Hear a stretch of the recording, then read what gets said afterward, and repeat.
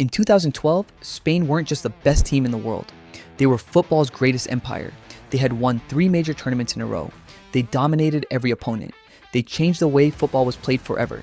And for a moment, it looked like nobody would ever stop them. But just 2 years later, the same team that conquered the world was humiliated, destroyed, and thrown out of the World Cup before the knockout stage had even begun. An empire that took decades to build collapsed in a matter of days. So how did the greatest international team of all time lose everything? And was Spain's fall really the greatest collapse in FIFA history? This is the story of how Spain lost their football empire.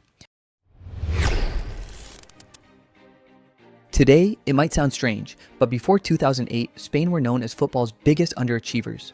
They always had talent, legends, superstars, but when it mattered most, they failed. Again and again and again at World Cups, at European Championships, Spain would arrive as favorites and leave with heartbreak. Many fans even called them football's eternal chokers. The nation became obsessed with one question: why can Spain produce world-class players, but never world-class winners? Then, everything changed. A new generation arrived, and they were about to build something football had never seen before. The answer came from Barcelona. While the rest of Europe focused on speed and power, Barcelona focused on something different: the ball. Players like Xavi, Iniesta, Busquets, Piqué, and later many others were raised with a simple philosophy: keep possession, control the game, make the opponent suffer. The style became known as tiki-taka: thousands of passes, constant movement, relentless control. When Luis Aragonés became Spain manager, he took this philosophy and built the national team around it. Many people doubted him, but in 2008, Spain shocked Europe. They won the European Championship. For the first time in decades, Spain were champions, but this was only the beginning. In South Africa, 2010, Spain arrived with enormous expectations and immediately suffered disaster. They lost their opening match to Switzerland. The football world laughed. Many believed Spain were finished. Instead, that defeat woke up a monster. Spain responded by winning game after game, every knockout match, every battle, every challenge. By the time they reached the final against the Netherlands, they were one victory away from history. Then came the moment.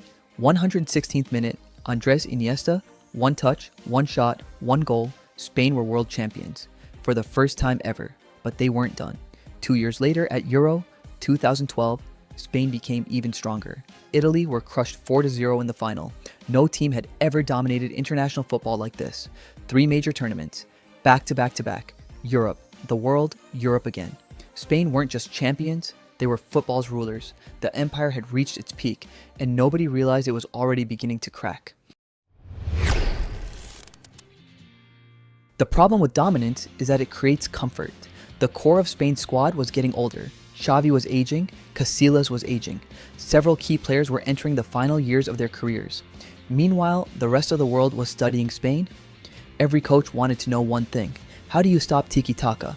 The answer slowly emerged: press harder, attack faster, punish possession with speed. Spain were still winning, but they were no longer untouchable. The empire looked strong from the outside, but inside, the foundations were weakening. Then came 2014, and football witnessed the fall of a giant. June 13th, 2014, World Cup, Brazil, Spain versus the Netherlands. A rematch of the 2010 World Cup final. Spain took the lead. Everything seemed normal. Then football history changed. Robin van Persie scored, then Arjen Robben scored, then another and another and another. Final score: Netherlands 5, Spain 1. The defending world champions had been humiliated. One of the most shocking results in World Cup history, but it got worse. A few days later, Spain lost again, this time to Chile. And just like that, the reigning world champions were eliminated in the group stage only 2 years after dominating Europe, only 4 years after winning the World Cup. The greatest team on earth had fallen apart. The empire was gone. Spain's collapse wasn't caused by one reason. It was the perfect storm. Their golden generation grew old. Their style became predictable. Opponents adapted. The hunger that once drove them disappeared. Football itself evolved. The game became faster, more physical, more direct, and Spain failed to evolve quickly enough. The very system that made them kings became their weakness. For years they controlled football, then football moved on without them.